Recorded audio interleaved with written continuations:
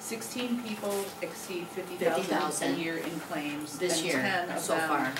10 of them are spouses. Thank you. So, and 2 are children, right? And 2 are You said, yes, so children. there are only 4. 4 employees. Mm-hmm. The annual trend assumption is 10%, but really you're saying more like 3%. So that's why you say we probably won't have this Cadillac tax. Right, unless things really go to heck here. Let's hope not. And part of that, even with these large claimants, that's where that stop loss protection kicks in. Right. Because right now, year to date, you've got 2 people that are significantly over the $125,000 limit, and you've got one right on the cusp. And this is through September, so that person is definitely going to tip over. You're probably going to have at least 2 more that are going to tip over the 125 specific limit.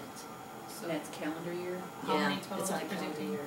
I predict, just based on this, well, 2 are already over, and I think you're going to have 2 more go over. 5. Yeah. Once it's over, Blue Cross pays, the district doesn't pay?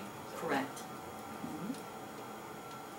Will that significantly affect the premiums then that the district's paying? Well, your premiums are based primarily on your claim experience. The stop loss is a piece of that, but the driver is really the actual claim cost.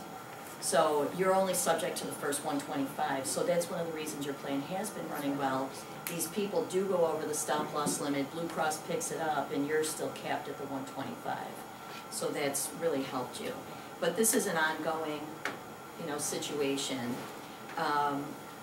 So just looking at some of the information, I mean, cancer is a big driver for you. So your current top diagnostic categories in terms of paid expenses are neoplasms and circulatory. So just those 2 categories make up 50% of your high-cost claimants. I'm sorry, neoplasms and what? Neoplasms and circulatory conditions. So that's half of what's driving your claims. In general, the neoplasm has to do with cancer treatment, and circulatory would be more likely Any heart conditions. Right. So in the next section, I've got a variety of information in here. So potential cost savings measures. So one is employee contributions. I know the contributions are fairly low. For example, the dental is only $4 for family dental coverage, which is exceptionally low for what I see, across the other schools that I work with. So that's one place to look at.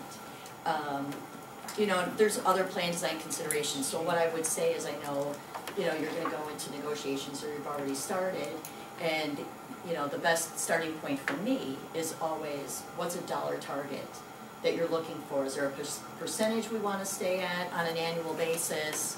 Is there a cost sharing? So typically, I think something else that you have that's unusual is, I believe, the employees don't share in the cost increase unless it's more than 10%.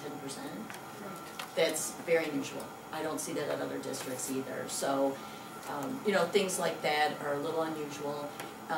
One of the reasons a lot of districts do have an insurance committee like this is so if they set a threshold at a certain percentage, we'll pay this, and then anything beyond that, then we get together as an insurance committee and what are some of the things that we can do about it. So that's why it's nice that we are having this meeting. There's other things that you can do, so it depends on how quickly you need to save money. Something that we talked about in prior contracts